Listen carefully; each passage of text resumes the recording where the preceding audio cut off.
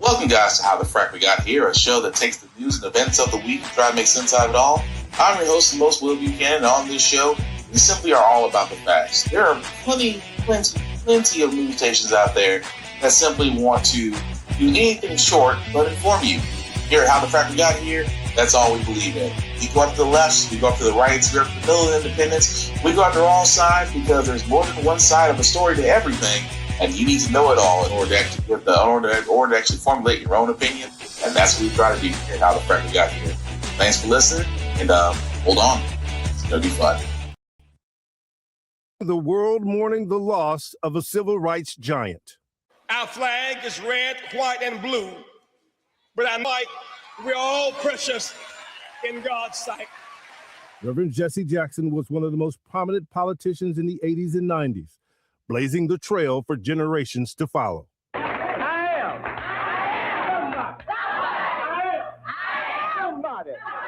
All of his life, the Reverend Jesse Jackson preaching, exhorting, demanding justice, a quest to help his people and nation overcome. We ain't the bottom, we the foundation. Always marching, civil rights nonviolent soldier. There he was, shoulder to shoulder with Martin Luther King Jr., after witnessing the beatings of Bloody Sunday on television. Jackson eventually became one of the top lieutenants in the critical Southern Christian Leadership Conference, which challenged the Jim Crow South's withering oppression. A witness to history, he was there on that fateful April evening when King was struck down by an assassin's bullet. I tried to feel his head, and I asked him, I said, Dr. King, do you hear me? Dr. King, do you hear me? And he didn't say anything. After a leadership struggle with King's successor, Reverend Ralph Abernathy, Jackson split from the SCLC and formed a new organization, People United to Save Humanity, PUSH. Beautiful. After Dr. King, I don't think anyone captured the spirit of America like Reverend Jackson, and he took the movement north. I think Jesse Jackson was the link from that generation of King and them all the way to my generation, and then the generation behind me. The first wave of the civil rights movement had succeeded in breaking down significant barriers, but Jackson's primary focus was on economic empowerment. We know that we are worthy of respect and protection, but nobody really knows our name, and so we're really still struggling. He broke boundaries in politics, twice running for president, first in 1984 under the banner of a Rainbow Coalition. In 1988, he was, for a time, the Democratic Party's frontrunner for the presidential nomination, before eventually losing the nomination to Massachusetts Governor Michael Dukakis. I'd rather go down in the stirring fight than drowse to death at the sheltered shore. Jackson also took on the role of freelance international negotiator, meeting with some of the world's most brutal tyrants. Overseas, the American black activist Jesse Jackson has become an intermediary in the Middle East. In 1984, he met with Syria's Hafez al-Assad. Goodman and the Reverend Jackson arrived at Andrews Air Force Base, securing the release of downed American naval officer, Lieutenant Robert Goodman. In 1990, he held talks with Saddam Hussein to free foreign nationals being held in Iraq as human shields. And in 1999, he went behind enemy lines again to meet with Slobodan Milosevic to negotiate the return of 3 American prisoners of war. At times, he was a spiritual advisor, counseling President Clinton in his darkest hour, facing impeachment over a sex scandal. But Jackson had his own moments where he fell far short of what he had championed. In the mid-1980s, facing controversy for allegedly making a highly offensive remark about the Jewish community. God is not finished with me yet. And as an ordained minister, having to admit in 2001, he had fathered a child after an affair with a former staffer. Although somewhat diminished, Jackson leaned in on his faith of forgiveness and redemption and kept fighting, keeping his eyes on the prize. He saw one of his hopes realized on election night in 2008 in Chicago's Grant Park. America, I have never been more hopeful than I am tonight that we will get there. He wept as President-elect Barack Obama delivered his victory speech. In recent years, the effects of age and a long illness had slowed his gait, but not his spirit. Jackson going public with his private health battle, dealing with a myriad of health issues. He was hospitalized in Chicago in mid-November and released a few weeks later. Through it all, Jackson's faith and hope in what America could be endured. Jackson's family saying he passed away peacefully in his sleep. He was 84 years old. America will get better and better. Keep hope alive. Keep hope alive. Keep hope alive. I love you very much. No matter how you feel about the man, you cannot deny the impact. Yes, very prominent figure, as they said, civil rights era and beyond. Reverend Jesse Jackson, unfortunately, is no longer with us. Again, the man was an influential figure, no doubt about it. And at the same time, he did have his faults, but unlike some other politicians, he took accountability. But we're not gonna dwell too much on that. We just want to acknowledge the man and his accomplishments and give him his flowers. And of course, peace condolences out to his family. That being said, guys, today's date, February 18, 2025. This is how the Frack got here. I'm your host, the most, Will Buchanan. The Frack right here, we do take the events of the week and try to make sense of it all. Before we get started, I got to let you know that we basically pride ourselves on journalism. We only cite from reputable sources with award-winning journalism and journalists that are very accredited and trustworthy and reliable. We do not do sensational news like Fox News, The Blaze, The Daily Beast, Newsmax. I guess we can count CBS among the ranks now. We don't do that, whether it's left or right. At the same time, guys, we do try to watch your language where words do fly. And at the same time, there may be things that might be shown that might be too intense for younger viewers. So your discretion is advised. Aside from that, welcome. So, outside of giving a fallen civil rights icon and figure their flowers, let's go to Trump's lapdog, otherwise showing that yes, you can neuter the Attorney General's office if you put in a loyalist. Pam Bondi was in a 5-hour hearing last week, of course, over the Epstein files and many other things, but yes, mostly Epstein files. And well, question-wise, we shouldn't be surprised how she answered these things. So I really have just one question for you. How many of Epstein's co-conspirators have you indicted? How many perpetrators are you even investigating? This administration released over 3 million pages of documents, over 3 million, and Donald Trump signed that law to release all of those documents. He is the most transparent president in the nation's history. And none of them asked Merrick Garland over the last 4 years one word about Jeffrey Epstein. How ironic is that? You know why? Because Donald Trump, the Dow right now is over $50,000. I don't know why you're laughing. I mean, I don't know why more people weren't laughing.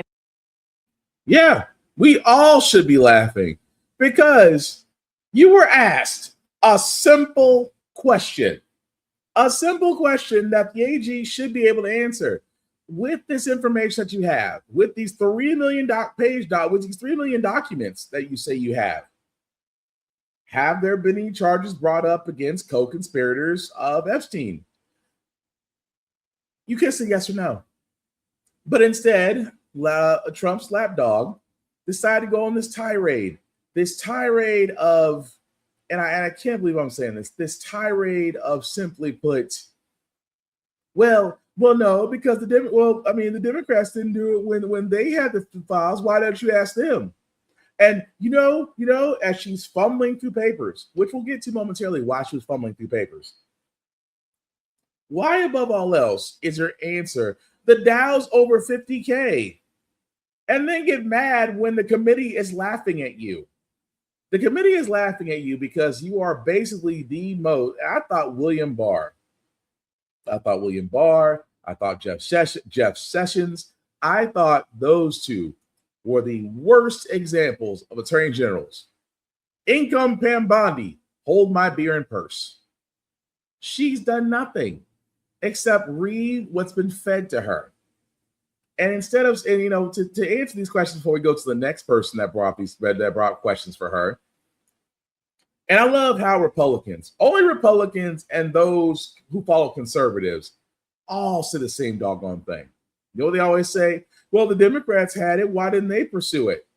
Lovely question, because it's been answered multiple times.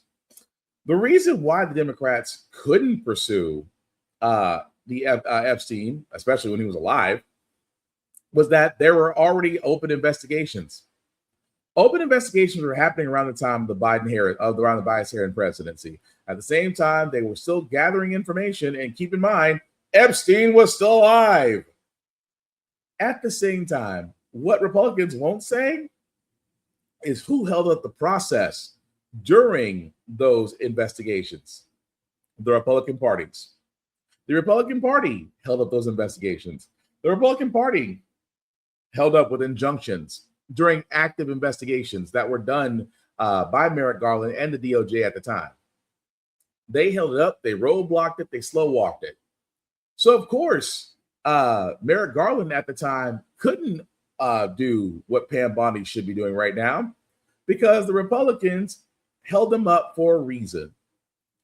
And I think we all can say this. And maybe and you know what? Maybe we'll give the tinfoil hat community this one time that there is a group of people, group of very powerful, influential people, also pedos, that might be using the Republican Party, the Attorney General's office, and the office of the president to keep themselves from being prosecuted. And you can tell because the one individual who could literally bring charges against everybody with the information that her Department of Justice has, and she does stuff like that. The Dow. So let me get this straight. You're telling me that we're supposed to be okay with our stock market doing so well when a ring of child trafficking, sex trafficking was going on among very influential people, and we're supposed to be okay with that because the stock market's doing well? Again, Pam Bondi, we are not surprised about you. But at the same time, even Representative Jay Powell brings up a wonderful point that I think a lot of people are missing. But I just want to play it again because this screams volumes. From Jeffrey Epstein's horrific sex trafficking ring. They have shown such incredible courage in speaking out, in demanding accountability to bring the predators and pedophiles to justice. The Epstein Files Transparency Act required your Department of Justice to disclose the perpetrators connected with Epstein's criminal activities and to redact the information of survivors to protect their identities.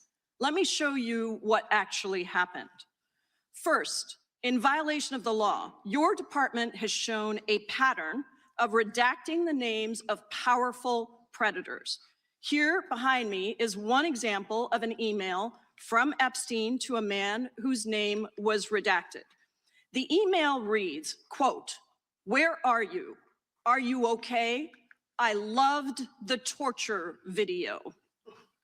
Only after members of Congress demanded that we see the unredacted files did the world learn the name of this individual, Sultan Ahmed bin Sulayman, the chairman and CEO of a company that had financial ties to President Trump's business and personal ties to Trump's advisor, Steve Bannon. Second, the survivors were not similarly protected, also in violation of the law. Here is another email titled Epstein Victim List. We have blurred the names of the survivors for their protection, but your Department of Justice initially released this list of 32 survivors' names with only one name redacted, along with numerous files that disclose not only the names, the emails, and the addresses of survivors, but also nude photographs and even the identities of Jane Does who had been protected for decades until your department released their names. Survivors are now telling us that their families are finding out for the first time that they were trafficked by Epstein. In their words, quote, "This release does not provide closure. It feels like a deliberate attempt to intimidate survivors, punish those who came forward, and reinforce the same culture of secrecy that allowed Epstein's crimes to continue for decades." To the survivors in the room, if you are willing, please stand. And if you are willing, please raise your hands if you have still not been able to meet with this Department of Justice. Please know for the record that every single survivor has raised their hand. Attorney General Bondi, you apologized to the survivors in your opening statement for what they went through at the hands of Jeffrey Epstein. Will you turn to them now and apologize for what your Department of Justice has put them through with the absolutely unacceptable release of the Epstein files and their information?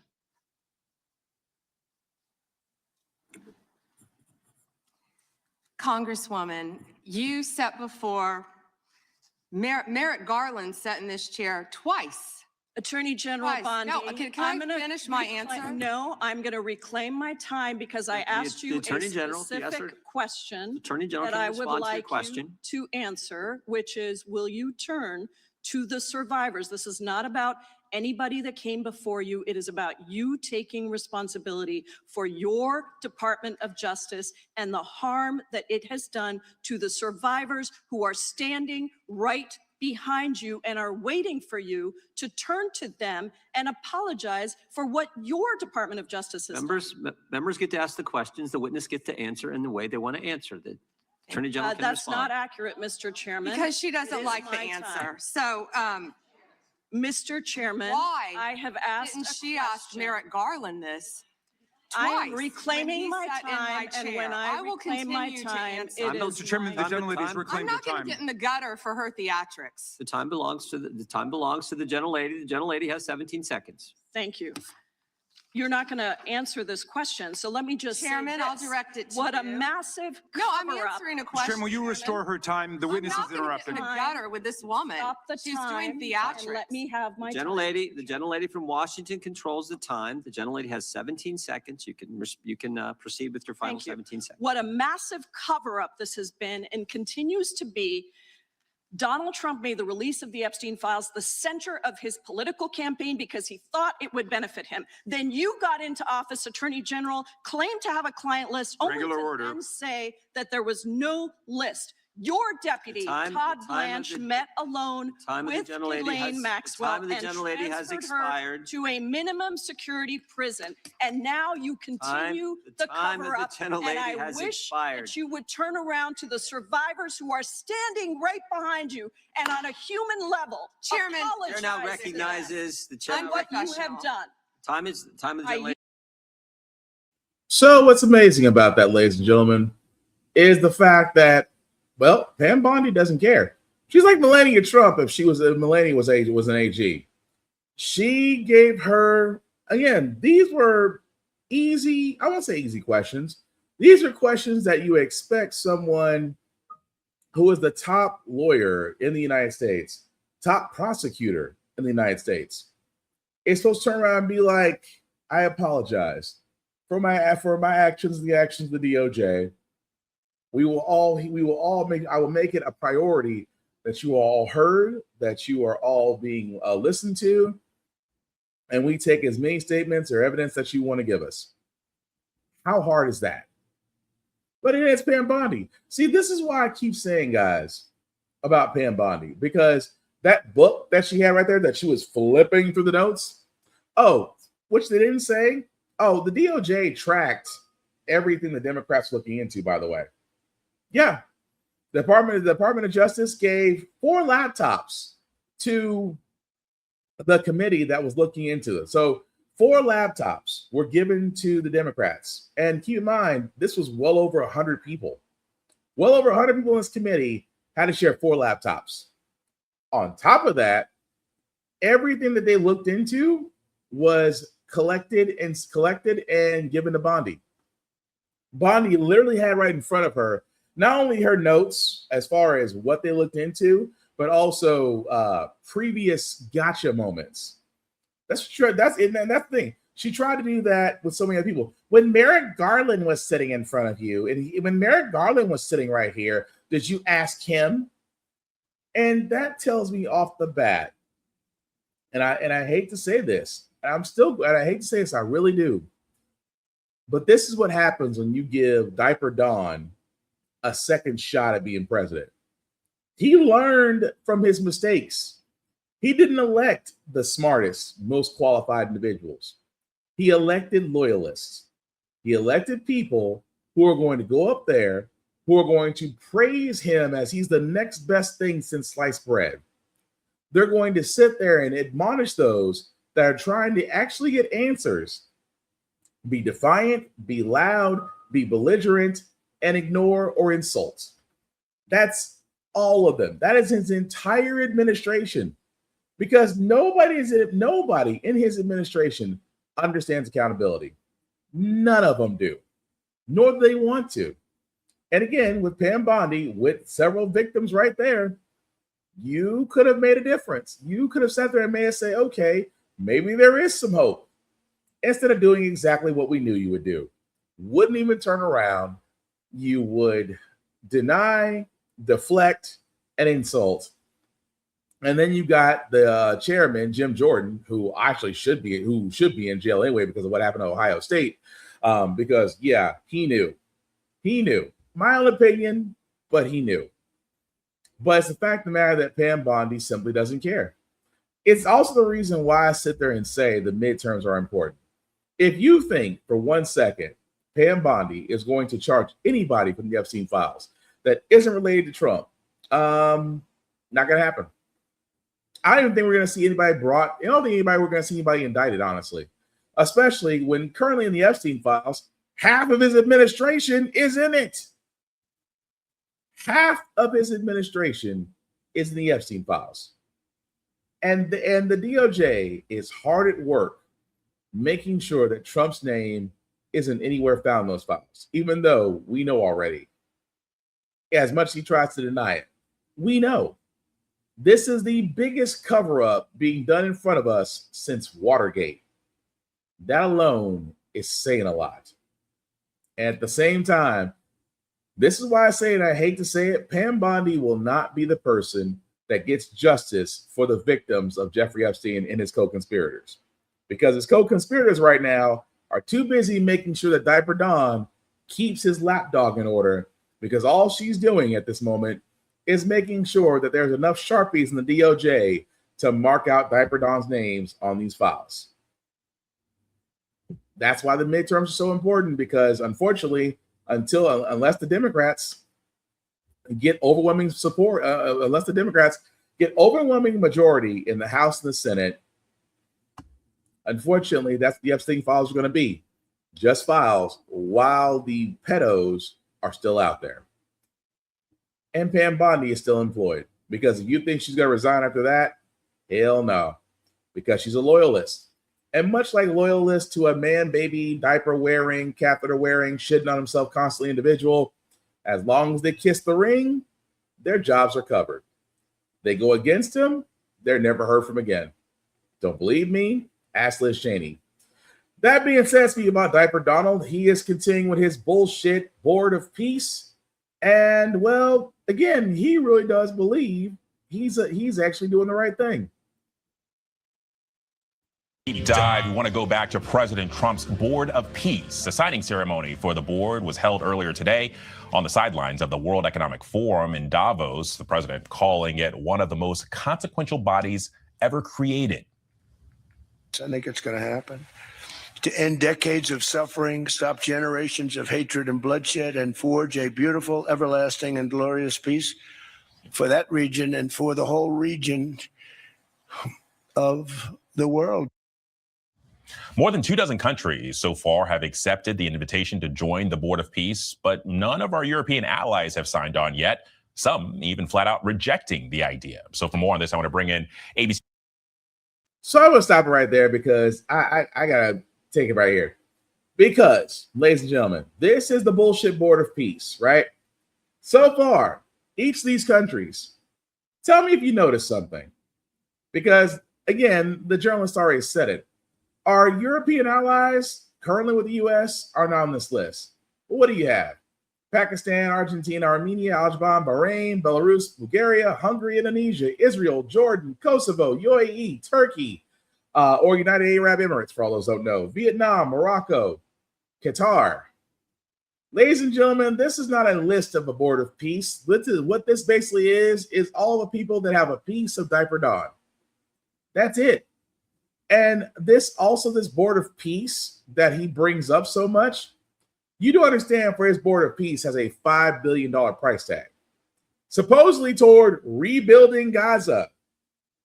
You know, the same Gaza that American and Israel military forces have bombed to the Stone Age. And now his board of peace, we're going to rebuild Gaza, but not holding Israel responsible. Which I know a lot of people go, oh, well, Will, you're telling me you're against Israel? Israel, let me ask this thing about Israel, because a lot of people kill me. What did Israel do for the U.S.? Israel gets free health care. They get free education from us. They get multiple applications of medical, military funding. Israel might as well be the welfare queen of the Israel might as well be the welfare child of the United States, with Netanyahu being the welfare queen. But I say this all the time.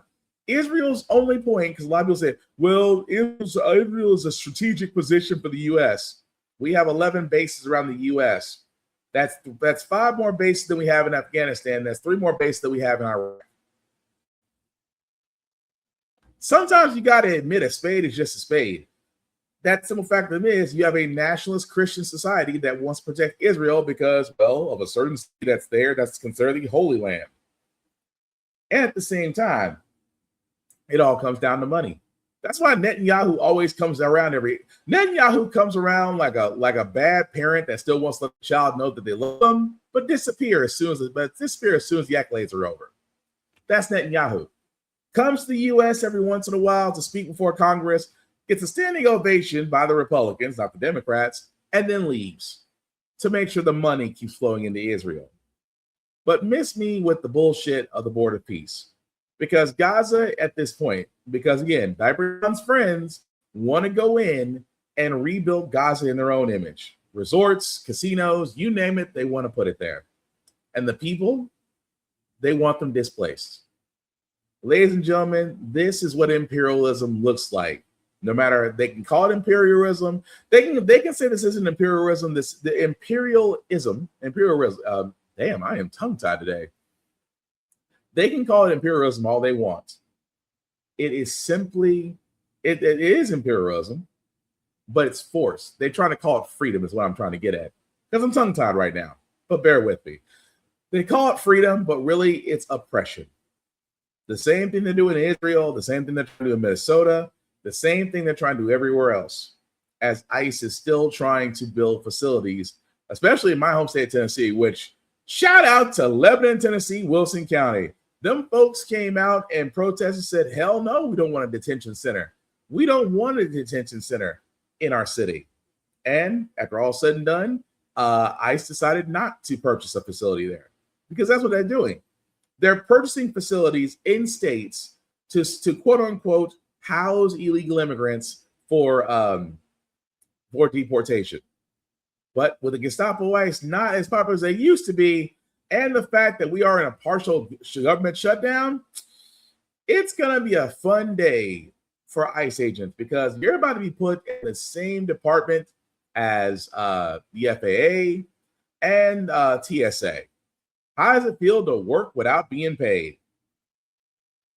Democrats are refusing to fund the Department of Homeland Security until Republicans agree on reforms to immigration enforcement tactics. That means 90% of Homeland Security workers, including personnel at the TSA, Secret Service, Coast Guard, and FEMA, are working without a paycheck. A major impact on this busy travel week could be at the nation's airports. During previous government shutdowns, many TSA workers called out sick, leading to long security lines and delays. Here's what Democrats are demanding to end the standoff. They want to require judicial warrants for immigration arrest on private property, ban ICE agents from wearing masks, and require agents wear body cameras and ID numbers on their uniforms. We need masks off, we need cameras on, and we need every ICE officer to be identified. ICE is rogue, out of control. But Trump administration officials insist they won't let the shutdown stop their agenda. I don't like the masks either. These men and women have to protect themselves. Despite the ICE drawdown in Minnesota after the fatal shootings of Renee Good and Alex Preddy, officials say a small security force will stay in Minnesota.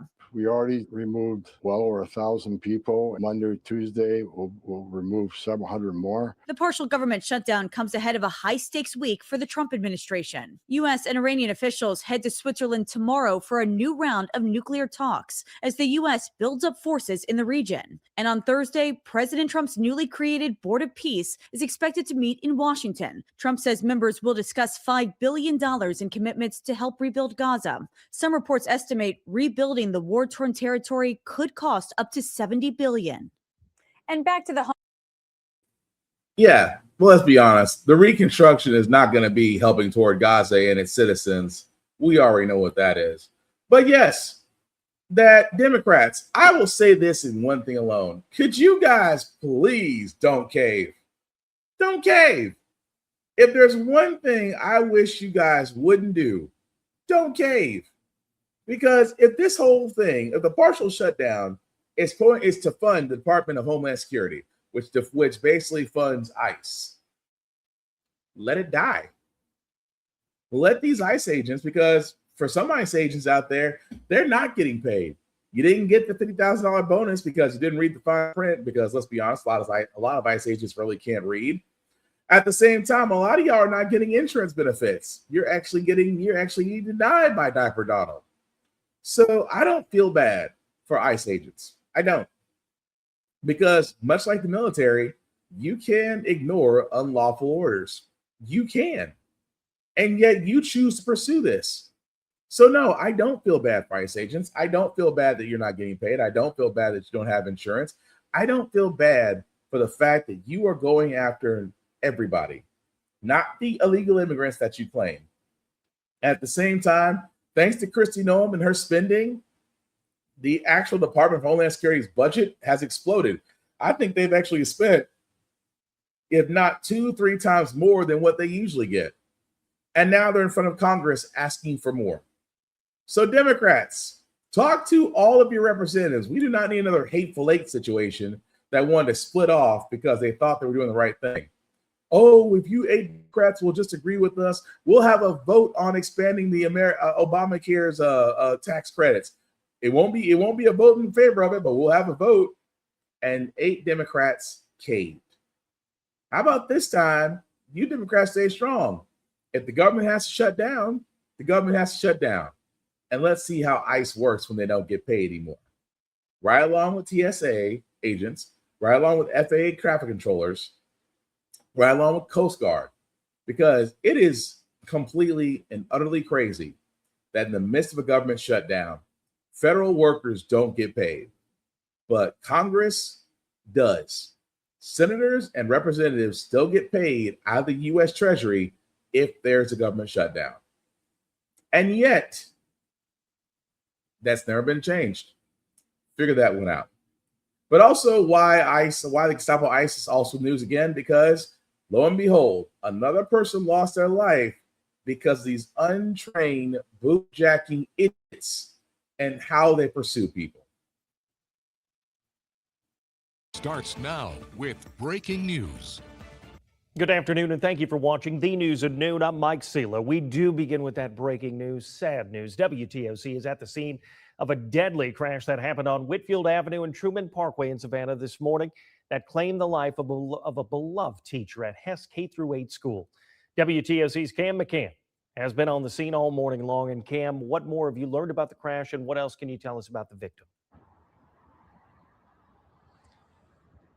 Mike, like you said, this was a deadly crash that occurred earlier this morning. Chatham EMS responding to a call right around 7:25. They occurred on the scene around a little bit after 4 minutes later, to be specific. And it happened right behind me, just that inner bump right there between the roads, right here on Whitfield Avenue. Now, this involved Linda Davis, who later died, a Hess Elementary School teacher who's just about a mile away from her classroom at the time of this crash. Now, when Chatham EMS did respond, you could see we got footage from a GDOT camera this morning. That's around 10 minutes or 15 minutes after the EMS response. WTOC saw Homeland Security officers and at least one enforcement and removal officer as well on the scene. Shortly after those EMS vehicles arrived, they had to extract Davis out of her vehicle, and they took her to Memorial Hospital in critical condition. She passed away later in the morning, just a little over a mile from the elementary school classroom. Like I said, the road cleared up right around 10:35 in the morning, just a couple of hours after. And it is functioning properly at this time, nothing obstructing the road. But we are looking into more. There's a lot of unanswered questions regarding this. We've reached out to Homeland Security to learn the nature of their involvement on this crash. There were 3 vehicles that were involved at the scene and that were later towed away by SAP's towing company, SAP's wreckage service. But we will have more coming on the news at 3. But for now, live in Chatham County, Cam McCann, WTOC News. So when it comes down to it, what other explanation is there? Because, again, for those in law enforcement, correct me if I'm wrong, when it comes to pursuits, sometimes you go with it, sometimes you let it go. It's always preservation of life, right? Preservation of life. You know, you can't track a suspect. The suspect is traveling at a high rate of speed and you're following him. It's not a good idea. Say, for instance, they are weaving through traffic. You would cause a wreck. And is the wreck worth the arrest? A lot of officers, I would like to think, that are good at their jobs there and say, no, we'll back off. It's no point trying to go after him because we will cause an accident trying to stop one individual. ICE agents, however, don't care.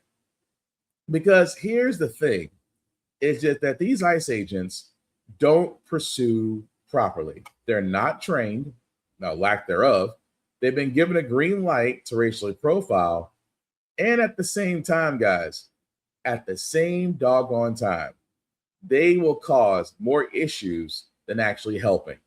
And that's what happened in this case. So yes, a beloved educator lost their life because ICE agents did not act properly. But Will, it was the person that we're chasing that he crashed into them.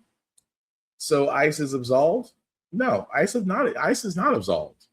This is one of those times where there needs to be accountability. And I know accountability in the Trump administration is like, it's like Paula Deen teaching African-American studies. It doesn't make any sense. But that's the thing I'm getting at here, folks, is that there needs to be accountability. Will it happen with the current administration with ICE? Probably not. They'll probably sweep it on the rug. They'll probably sit there and say the officers were cleared of any wrongdoing. At the same time, a school, a family has lost a beloved person, teacher, and from what I was understanding, all around loved by everybody. And this is why I sit there and say that ICE definitely needs to be checked. Whole mother hardly. But I do want to bring this up because we need to have a little bit of sunshine. A guy that we've missed since 2008. We've missed him. God, we've missed him. But former President Obama did talk about the caricature that Trump put up of him and his wife being depicted as apes, and also has some other things to say. And I'm going to be honest, kind of miss the guy, man. I kind of miss the guy in FLOTUS. I really do. For a moment here, for the first time, former President Obama is publicly addressing President Trump's racist post depicting him and former First Lady Michelle Obama as apes. What is he saying? Yeah, this was on a podcast interview. It was wide-ranging, and the former President Obama, he discussed how there is no longer any decorum, but he said that most Americans still find this kind of behavior troubling. He also said there's a, quote, clown show that's happening on social media and television. Take a listen to what he said.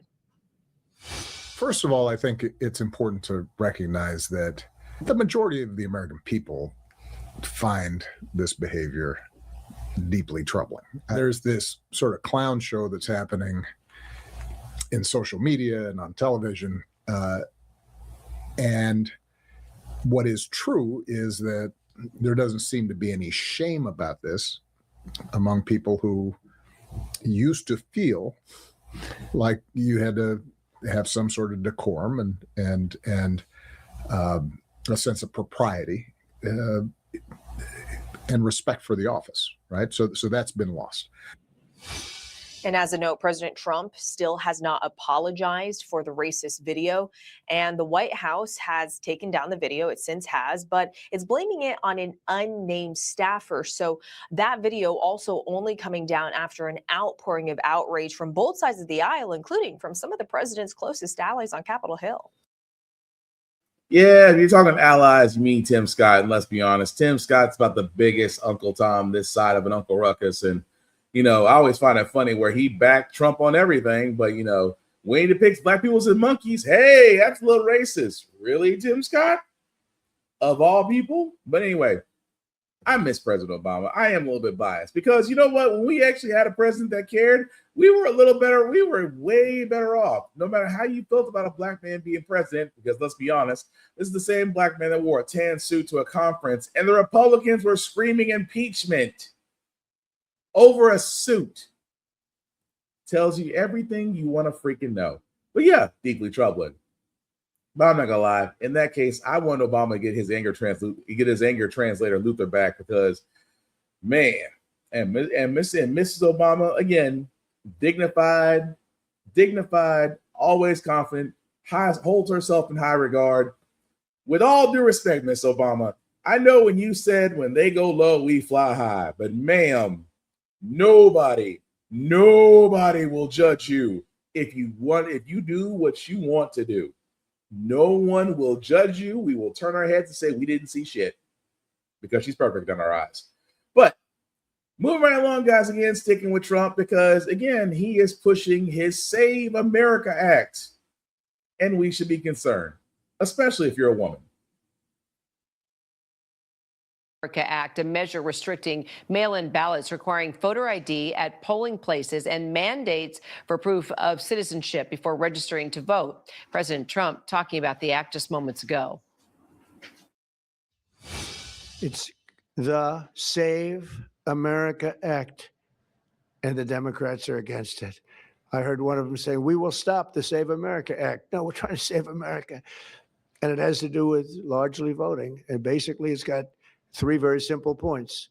It's got voter ID, photo ID, but voter ID with a photo, right? It's got the confirmation of U.S. citizenship. You have to be a citizen. So you have a vote. My next guest is the author of that bill, which he says will make elections great again. Joining me now, Republican Congressman of Wisconsin, Brian Stile. Congressman, critics, of this bill say it's a solution in search of a problem, given how incredibly rare voter fraud is. Your response? I think this is an opportunity to regain Americans' confidence in our elections. It's got two core principles. One, U.S. elections should be for U.S. citizens only, and we confirm citizenship upon registering to vote. In photo identification, to make sure that people are who they say they are. I'm of the belief that this is core common sense principles that we need in our elections across the country.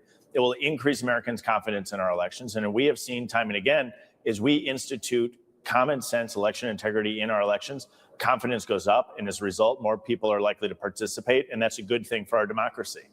So, but the Conservative Heritage Foundation found in data from the last 30 years, just a handful of reported cases of fraud amongst millions and millions of ballots cast, and none of them shifted the election outcome. Well, this is about instilling trust in our elections. We need to make sure that we're enforcing the law.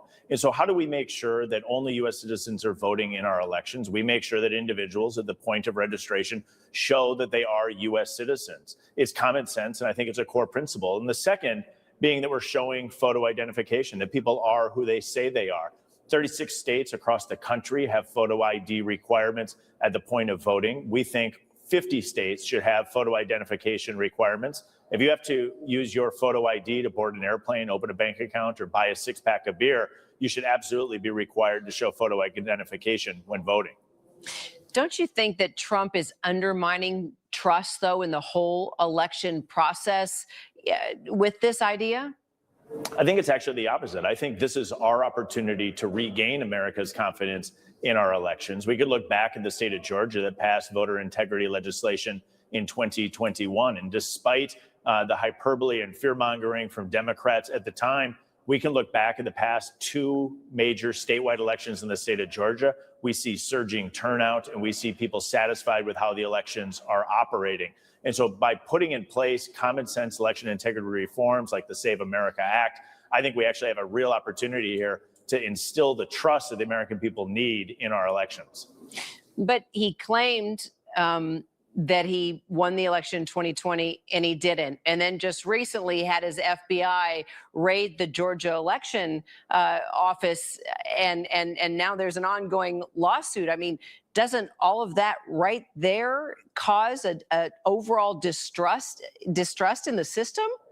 I think people actually look back at how the elections were operated in 2020 and recognize that we need clear rules of the road to reinstate the trust that all Americans need to have in how our elections are run. We can look at some of the bluest states in the country, for example, those that don't require photo ID, and recognize as a country that we are actually going to be better off if we implement common sense election integrity reforms across the country so that Americans don't need to question or do question the election results. They can have confidence that these elections are being run fairly and equally across the country.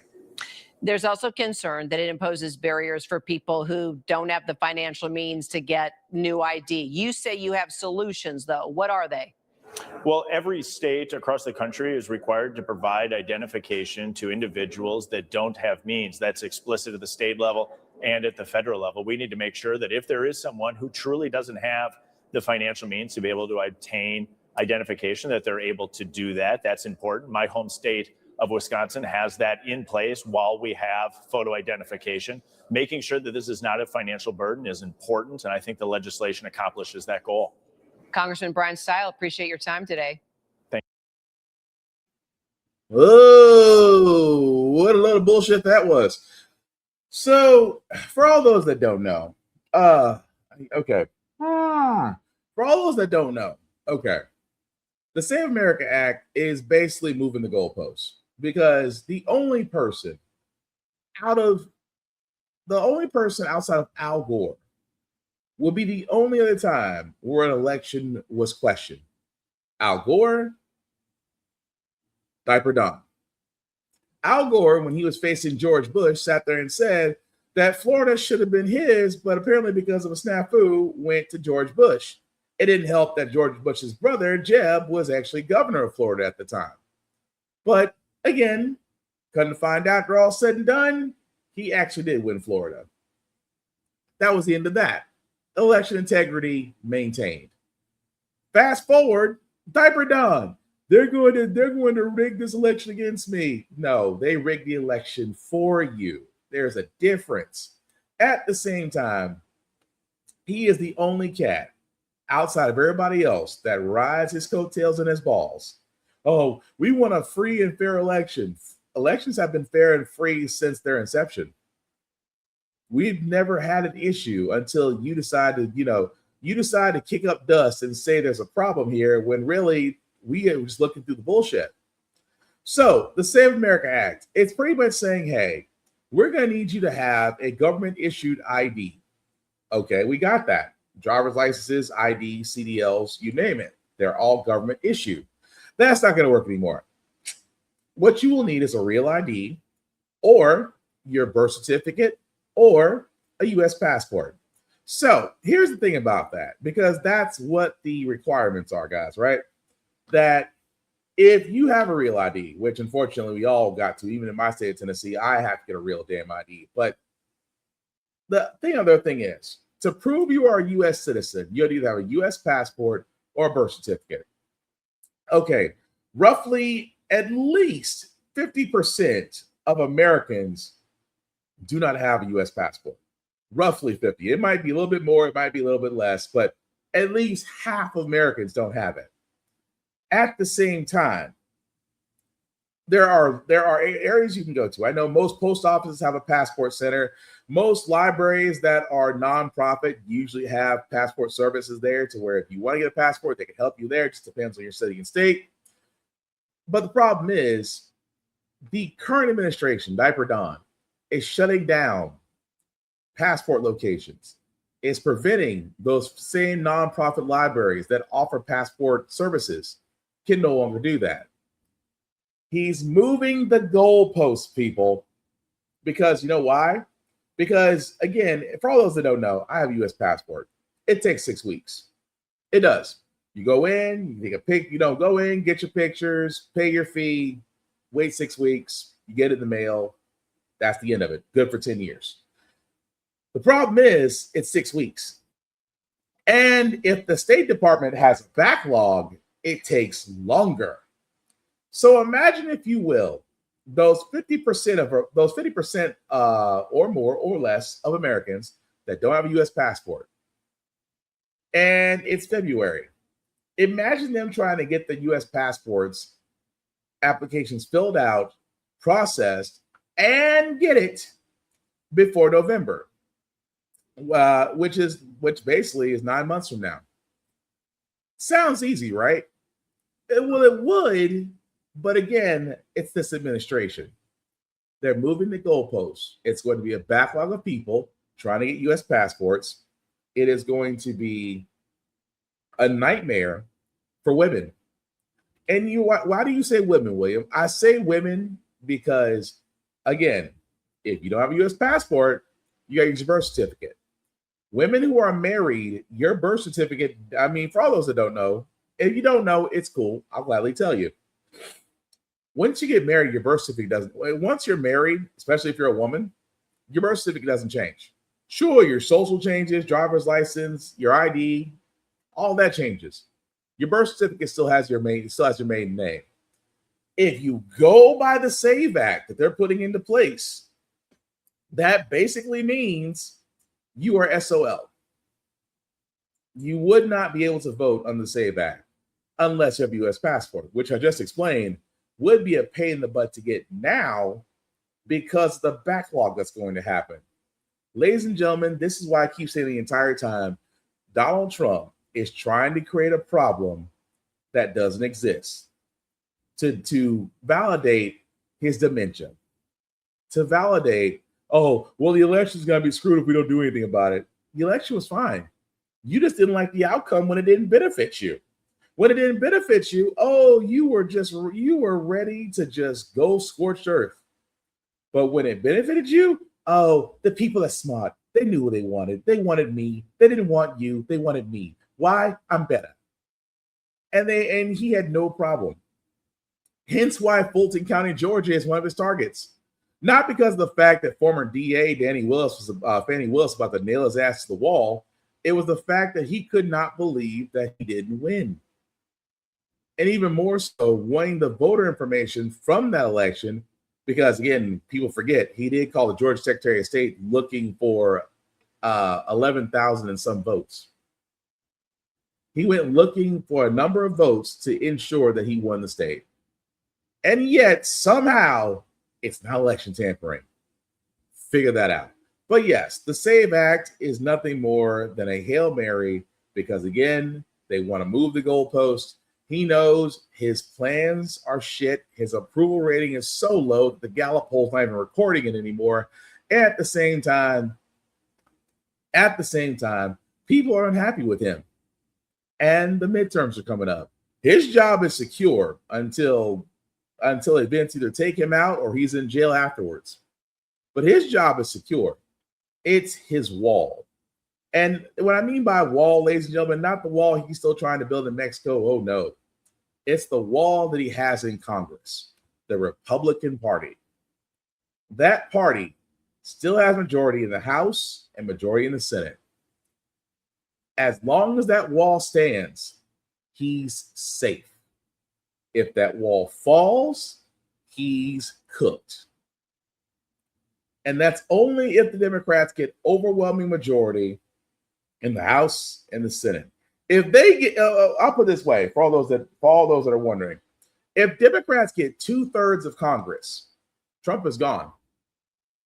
Understand that. If the Democrats get 2/3 of Congress, that means they have to get almost 80% of the House and 60% of the Senate.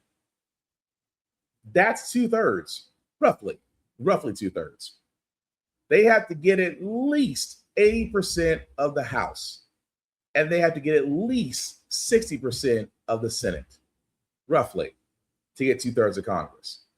If they did that, Trump as an entire administration is cooked, because what that Congress can do on day one is call for impeachments. But that's if the Democrats get it right, they stick together, and they do what they said they're going to do, and not wait till election year to finally tell us. But the SAVE Act is bullshit. But we'll see what happens, because he's trying his hardest to get it pushed.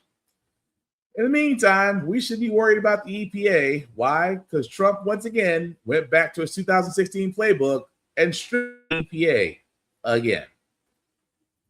So a historic rollback is putting human health and the fight against climate change at risk. President Trump and the EPA announcing it's walking back a landmark environmental decision to regulate greenhouse gas emissions. Trump arguing that the endangerment finding is a giant scam, despite the overwhelming science that greenhouse gas emissions can cause harm to all of us.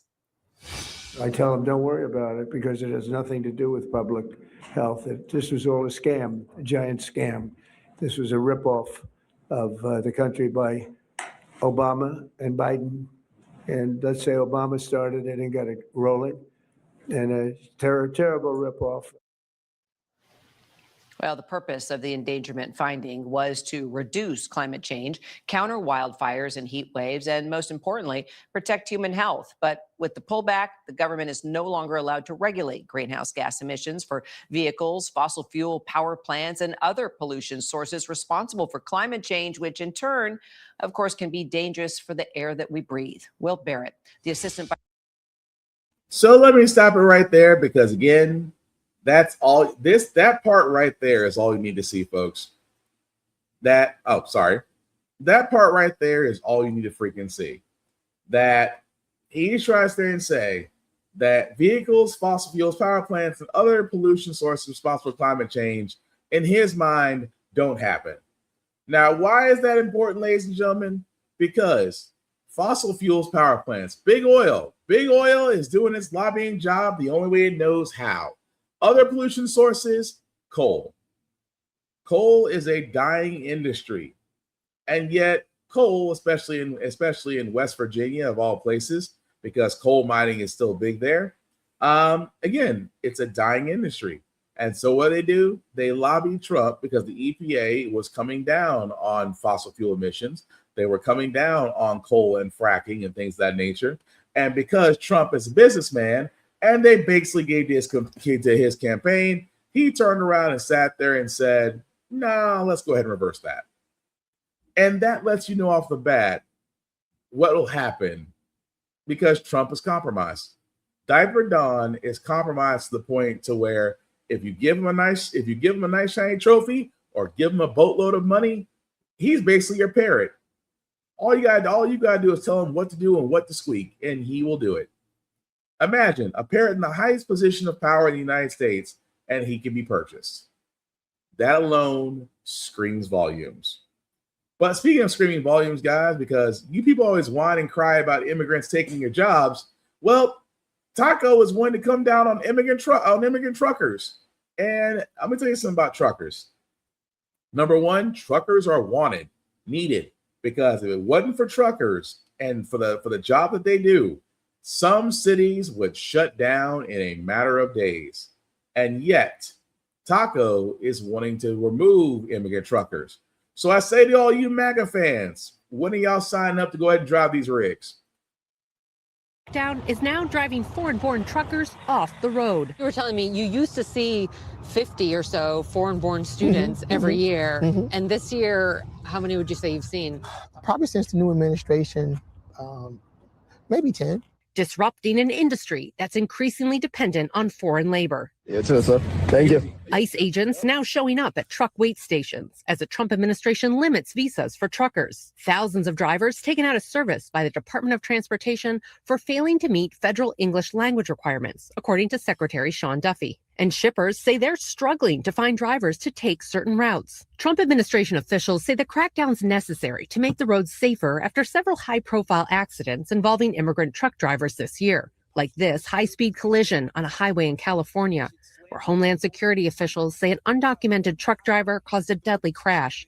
3 people were killed. And this incident in Florida, where another undocumented truck driver, according to DHS, tried to make a U-turn on a turnpike, also killing 3. You have, illegals coming in, basically getting signed off on by the driving school, and then they go to the DMV and they get a license and they hit the road. They have no training. The Trump administration's policies have started to have a chilling effect across the trucking industry. At driving schools like this one in the Washington, D.C. area, they say they have seen a drop-off in foreign-born students, and their former graduates say they're worried about getting caught up in some of these immigration crackdowns, avoiding taking jobs out of state or staying off the highway, even if they are in the U.S. legally and have all the required paperwork. You've seen a drop-off this year. Oh, dramatically. English proficiency is already required to get a commercial driver's license, or CDL, but the White House is pushing for better enforcement. Transportation Secretary Duffy also announced new restrictions, so only certain visa holders could get CDLs. That move still in legal limbo, with a federal appeals court saying that the government's own data shows that non-citizens hold about 5% of all CDLs, but make up only a fraction of a percent of all fatal crashes. We reached out to the White House for comment, and they pointed us to this video of Secretary Duffy. We don't see this as impacting the ability to ship products across the country. We're going to do it, and we're going to do it safely. Some groups representing drivers say the crackdown is necessary, even if painful. Regulatory changes over the past decade made it easier for foreign nationals to get CDLs, which in some cases led to cheaper wages, too appealing for companies to pass up. There's a lot of innocent people that were just trying to do the right thing to feed their families, get a job. It goes back to, trucking companies wanting cheap labor, cheap wages, and putting profits over people. Driving a truck is a notoriously taxing job with long hours on the road and time away from home and loved ones. Around the pandemic, trucking demand surged and companies scrambled to hire, leading to a spike in pay. But in the last few years, after a flood of new truckers entered the market, driver pay has hit the brakes. Government data shows foreign-born drivers, which includes citizens, make up more than 15% of CDL holders, and industry watchers say that number has dramatically increased in the last 2 decades. If the courts allow the Trump administration's proposed limits, the Transportation Department says it could eliminate almost 200,000 drivers from the road. American-born truck drivers of any ethnicity found themselves at an economic disadvantage to some of the new immigrants who were here that were willing to take the jobs and willing to take trucking jobs at 40 to 50% less than what their veteran American equivalents were. But now, on some routes, driver pays actually increased by as much as 30, 40, or 50% since last year, according to one freight analytics firm. Why? It says drivers have been hesitant to transport loads on some routes from LA to border towns with stepped-up immigration enforcement in Arizona and Texas for, quote, fear of harassment or delays, even if they have all the required paperwork. I really have been going through some really tough times. It's been very difficult. Longtime driver Rico Mohammed supports the administration's moves, hoping they will boost his pay, which he says has tumbled in recent years. I don't begrudge anyone for trying to do anything to help feed their families and do things like that. But I think that there is a serious safety concern when you got people that can't speak the English language nor read the English language operating these big trucks out here. Back in Washington, the Hope Project Training Academy says it will welcome more foreign-born drivers back as long as the law allows it and as long as they want to sign up. I can tell you one thing about our foreign-born students.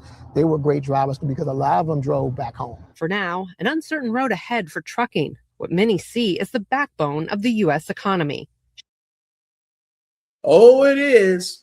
And the thing about it is, folks, the trucking industry is, for a lot of cities, you don't want that to go away.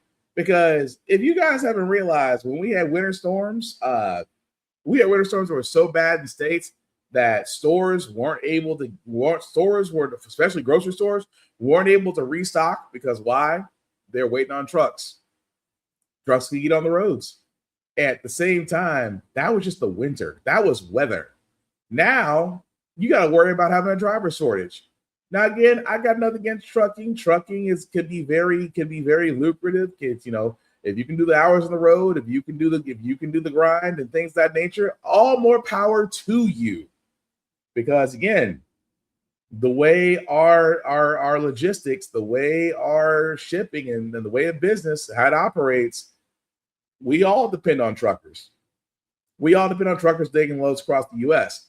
It is amazing to me that Sean Duffy, the Secretary of Transportation, also an effing idiot, is now basically trying to echo what Stephen Miller, the Nazi, and what Diaper Don are all saying.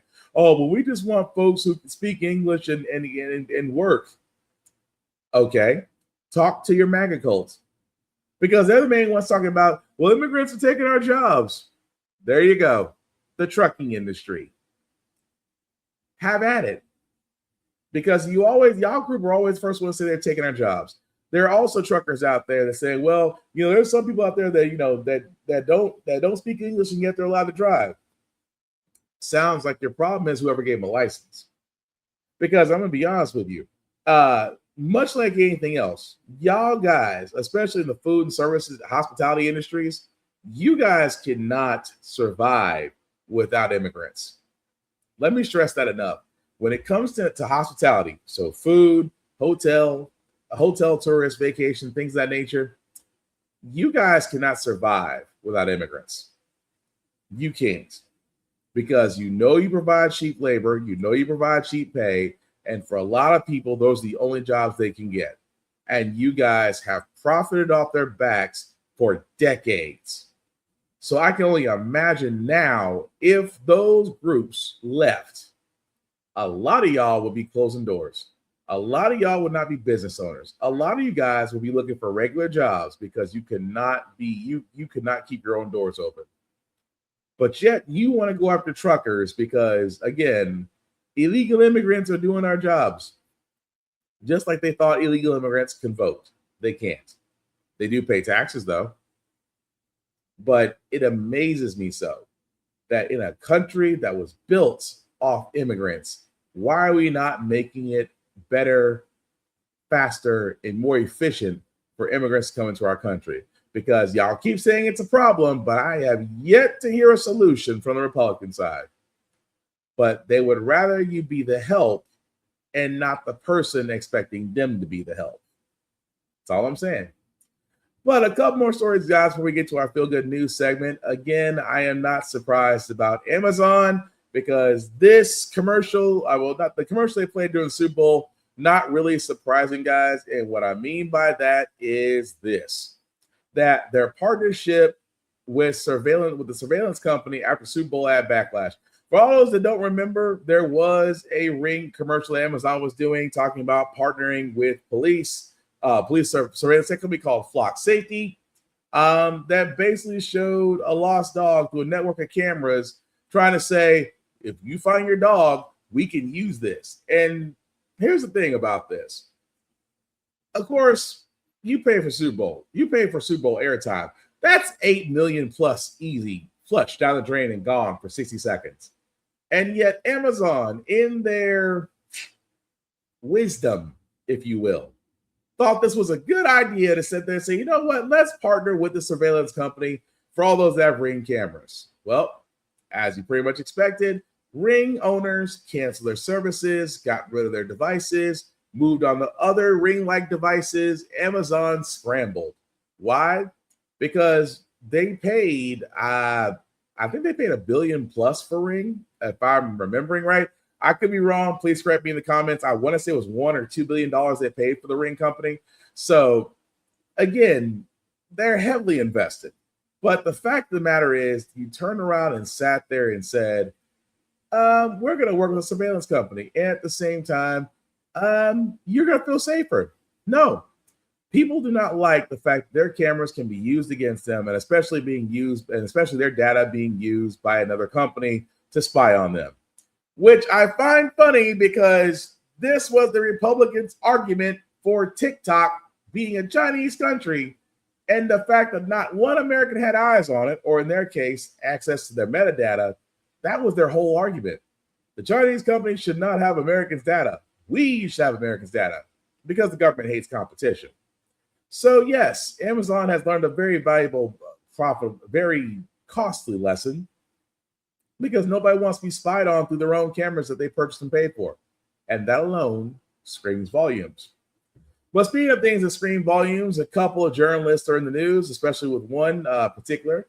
One of my favorites, Don Lemon, ever since he left CNN and actually went to independent journalism, of course, was caused in the mess with the Church of Minnesota as Pam Bondi tried to indict him for saying that this was planned, that they were just basically disrupting under a certain act, which I forgot what the act was called. I am having a brain fart right now. But no, the act, so basically they're trying to stand and said that he violated an act that basically prevents those who are religious to actually be able to enjoy themselves in a religious setting.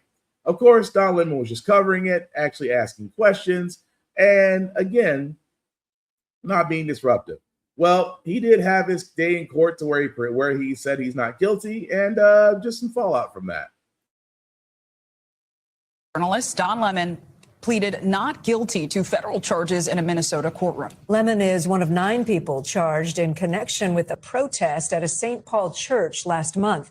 The organizers said a pastor at that church was also a top local ICE official. Lemon has said he was covering the demonstration as a journalist and is not affiliated with the protesters. NBC News correspondent Maggie Vespa's following this one for us and joins us. Maggie, take us through what happened in court a short time ago and what's next for Don Lemon's case. Yeah, guys, this was really striking. We expected this arraignment to go forward pretty quickly, and we expected Lemon to enter the plea that he did, which was not guilty. But his defense attorneys also got up and told the judge that they have a number of motions they plan to file, one of which tied to discovery. In this case, they said, quote, "We have serious concerns," this is just moments ago, about the application of these statutes to our client, claiming their words that Don Lemon was trapped in Los Angeles when he was arrested here just a couple of weeks ago in the wake of this church protest. And they said that when he was arrested in LA, which was a couple of weeks after the protest, that his phone was taken and they were told the phone was being shipped to Minneapolis. His attorney's saying today, we still don't know where his phone is. Then a federal prosecutor got up and said, well, actually, we have the phone in DHS custody. We have a warrant to search it. And that search is not yet complete. So that was one kind of detail that his defense team zeroed in on. Remember, the backstory of this protest at a St. Paul church was that protesters wanted to alert congregates that one of the pastors there works for ICE. And Lemon, on his live stream, said that he knew about the plans ahead of time for the protest, that he wasn't going to disclose them ahead of time. He went into the church with the protesters, is now being charged with the exact same federal charges that 7 protesters face as well, guys. Federal prosecutors not delineating between protesters and journalists in that crowd at all. And Maggie, we know 4 other people charged in connection to the church protest also appeared in court. Remind us about those cases. Yeah, so those are 4 of the protesters, 9 people arrested total, 2 of them independent journalists, and Lemon is one of those 2. But we had basically 4 other protesters, including a woman named Nakima Levy-Johnson, who's a local civil rights attorney in Minneapolis. She was featured prominently. There she is. I spoke to her in the days after the church protest, and she told us simply that she and other protesters wanted to, again, let congregates know one of their pastors works for ICE. They claim this was peaceful. They claim they were protected by the First Amendment, as does Lemon. I should point out this court appearance is still going on as we speak. And we do actually have a live feed, if we can pull that up, outside the courtroom of the crowd that's gathered to support Lemon and the protesters. One final headline, guys, to bring it back to Lemon. One of his attorneys that he's hired is an, as of recently, former federal prosecutor who resigned from the U.S. Attorney's Office in Minnesota amidst what was reported widespread frustration in that office about the cases they were being leaned on to prosecute tied to ICE operations in Minnesota. So this has quickly become, as you can see, a bellwether case tied to the Trump administration's ICE operations in this city and more broadly as we wait for Lemon to leave today's arraignment. So long story short, folks. So what happened was, as he explained, Don Lemon and others were going to go protest this church. saying that one of the pastors there was also a field ice director for the area. The act I was trying to think of, guys, was the FACE Act that they're trying to say he violated. Now, with the FACE Act, it definitely does protect women if they were going for abortion services or those that are simply trying to exercise their religious beliefs. Because Don Lemon sat there and said he knew about the protest before it happened. It was not going to warn anybody. Of course, with Pam Bondi thinks that her and the DOJ might have something. Excuse me for a second. Apologies, guys. Internet. Gotta love it, especially if you're on Elon's internet. But where was I? Okay, so Don Lemon and others were basically going in to protest about this. Don Lemon has sat there and said on recording that he did know that they were going to go in. He did know of the protest, and yet supposedly was supposed to stop it or warn churchgoers. Now, keep in mind, Pam Bondi and the DOJ are trying to sit there and say, well, they held people against their will. They attacked them. They were hostile. Of course, Don Lemon, didn't have anything live and recorded, actually walked up and calmly approached everybody that wanted to be talked to, and again, was doing so in a peaceful yet investigative manner. This is nothing more, ladies and gentlemen, than a fucking witch hunt. Don Lemon, much like Joy Reid, much like Jim Acosta and others who have either was let go by their networks or moved on from the networks, went back to independent journalism because that is what it's needed. Especially in this case, Don Lemon did nothing wrong, just like Georgia, just like everyone else that was part of the protest did nothing wrong. The only thing about it is that a couple of butthurt religious people were trying to stand and say, we don't want this protest. And that just goes to show you how some Americans look at things. How some Americans look at things that they would rather not see the world in front of them as long as the view with their head in the sand is fine. So we are going to follow this because every Pam Bondi indictment so far has pretty much turned up goose eggs for her. Keep in mind, she tried to go after former director James Coney. She tried to go after New York prosecutor Letitia James.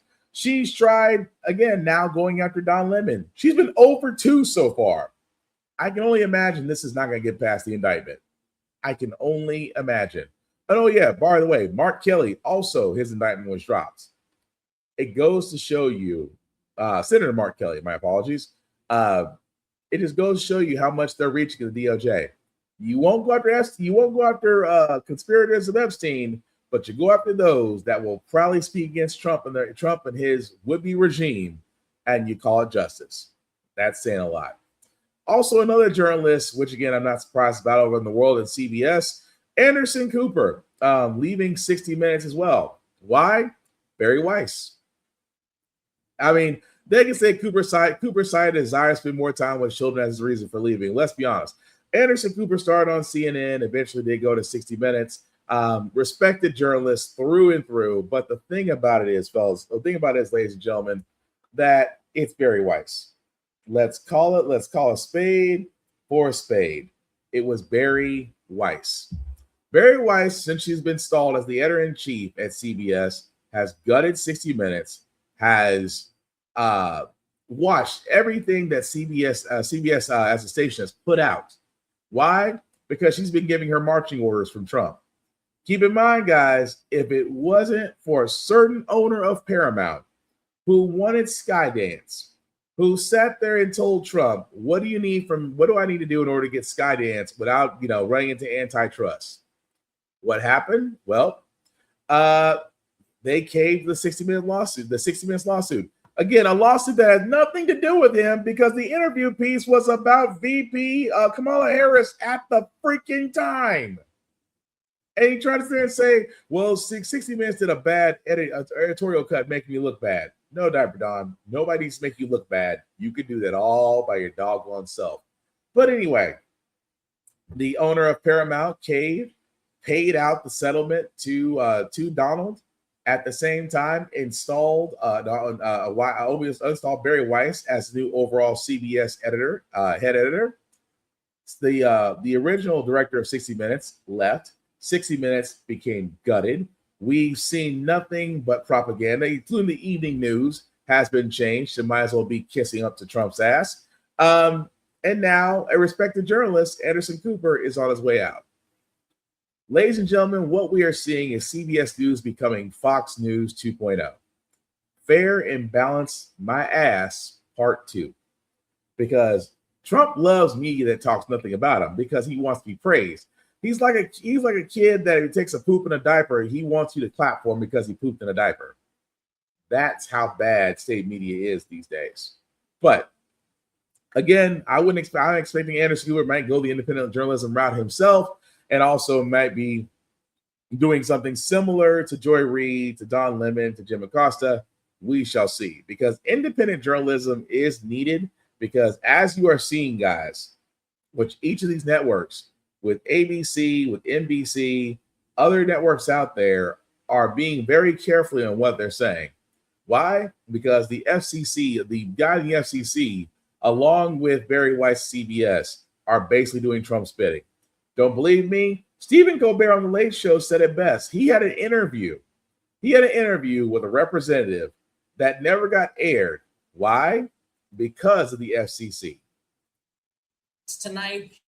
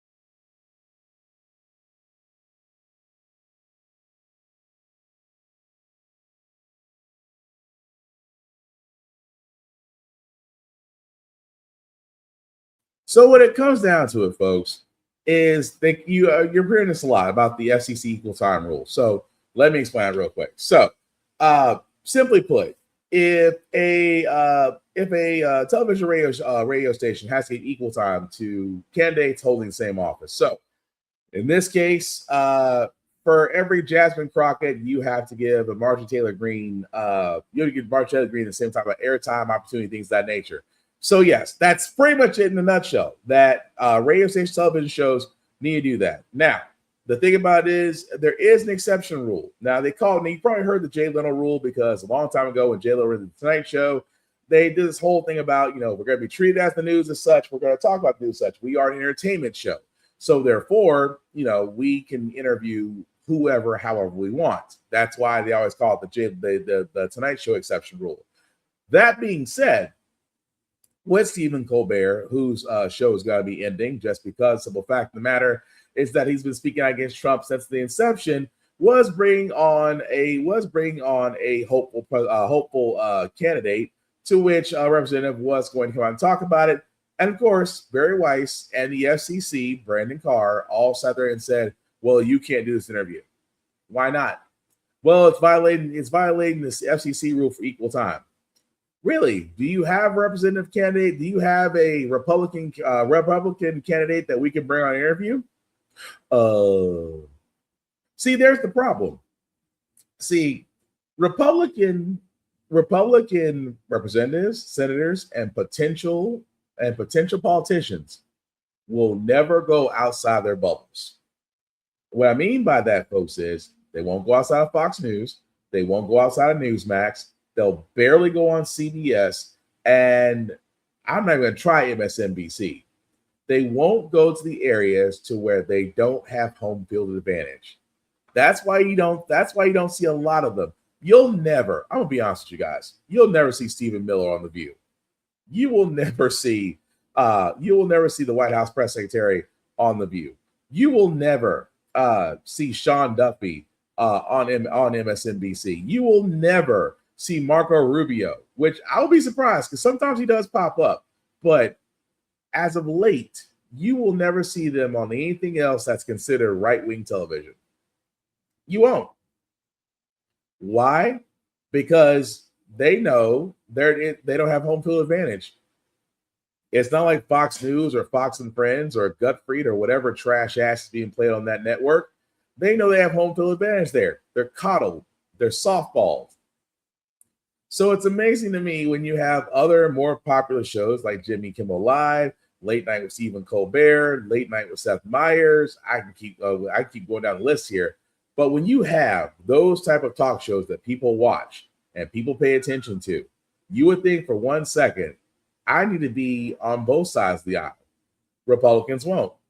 That's why Brandon Carr and the FCC is so important, because they can enact this bullshit rule and Republicans don't do anything, but they can keep the Democrats from doing everything.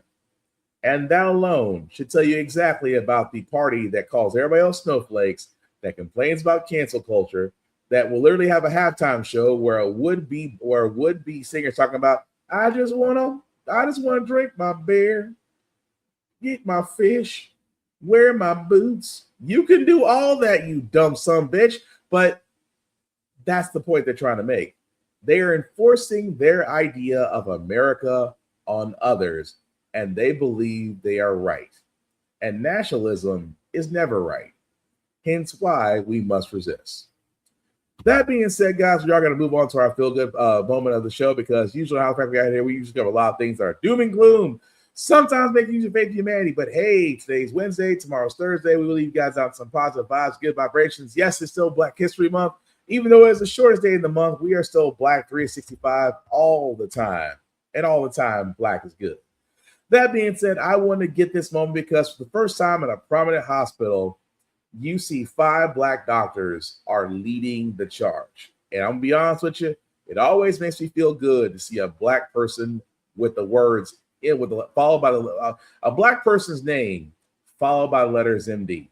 It is a beautiful freaking thing. The doctors behind a different type of medical breakthrough. Take a good look at these 5 doctors. More than a portrait, it's a moment suspended in history. For the first time, 5 African-American surgeons now lead the trauma service at the preeminent Johns Hopkins Hospital.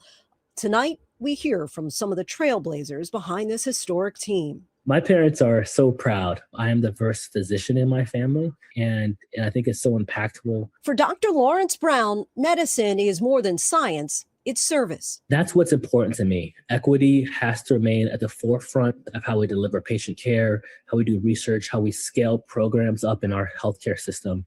Dr. Zachary Numa is the result of service that was modeled and purpose that was inherited. Growing up in Columbus, Georgia in the 1990s, I watched my parents, my mom, a family medicine doc, my dad, a general surgeon, show up to serve patients every day. For Dr. Ife Shiombo, history isn't just remembered here, it's carried forward. The best part is that I get to save lives and have an impact every single day. To anyone who's watching, realize that your dream and capacity can only be limited by you. And if you can think it, see it, then you can absolutely reach it. History making. Finally, the doctors. Oh yeah, definitely history making. And like I said, always feel good to actually see a historical thing like that happening, especially at a hospital like Johns Hopkins Hospital.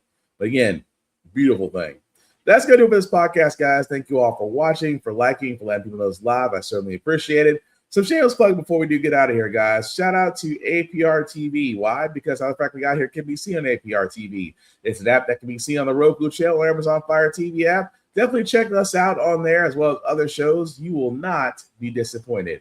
Also, BlurStation.com, guys. I keep talking about Blur Station as a streaming service that is for us, by us, movies, television, music, you name it. It's definitely there. And also, Blur Station will be at BlurCon this year, March 6th to the 8th. So if you do have a product, a show, or just something that you want to advertise on the Blur Station live stream at BlurCon, simply put, go to BlurStation.com, hit the live stream button, and you'll scroll down. You'll actually see our tiers of advertising. Select the one that fits you best, and that way, whatever you're promoting can be seen on the BlurCon, on the Blur Station BlurCon live stream this March. And trust me, it is definitely going to be worth it. Also, if you are going to be in the DC area, definitely do check out BlurCon because, again, it is a vibe. It is fun. It's also for the whole family as well.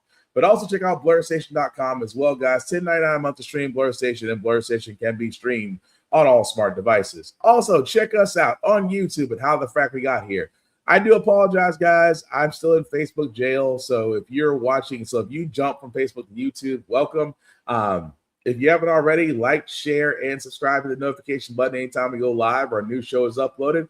I would certainly appreciate it. But yes, eventually we will be back to being live on Facebook once more. But for right now, just bear with us as we are currently just going to be on YouTube and Instagram for the moment. Also on YouTube, check us out at Blurred's Eye View every Tuesday and Thursday. Not only myself, but also the rest of my compadres you can see down here. Room full of blurs, Geek by Heart, Safari TV Gaming, my other show to give it podcast, Navy Montel, Showquo, Lord of the Culture, and Safari TV. Like, share, and subscribe from the Blurred's Eye View YouTube page, guys. Again, you will not be disappointed. Also, we do have audio recordings as well on Spotify, Apple Music, pretty much wherever you get your audio podcast. You can find How the Frack We Got Here there as well. Definitely like, share, pause, like I said, none of this, guys, cannot be done without you, and I certainly appreciate it. My own personal Black_Spartan 615 is also on the social as well. You can like and follow me. I usually talk to everybody.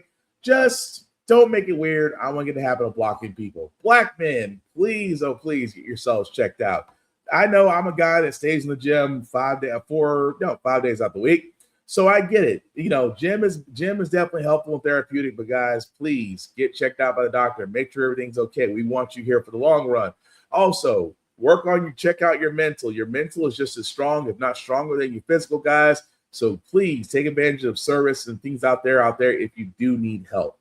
At the same time, guys, protect your peace. You know, don't doom scroll. The world is going to be fine. Trust me on this. But definitely check yourself. Protect yourself. Protect your happiness.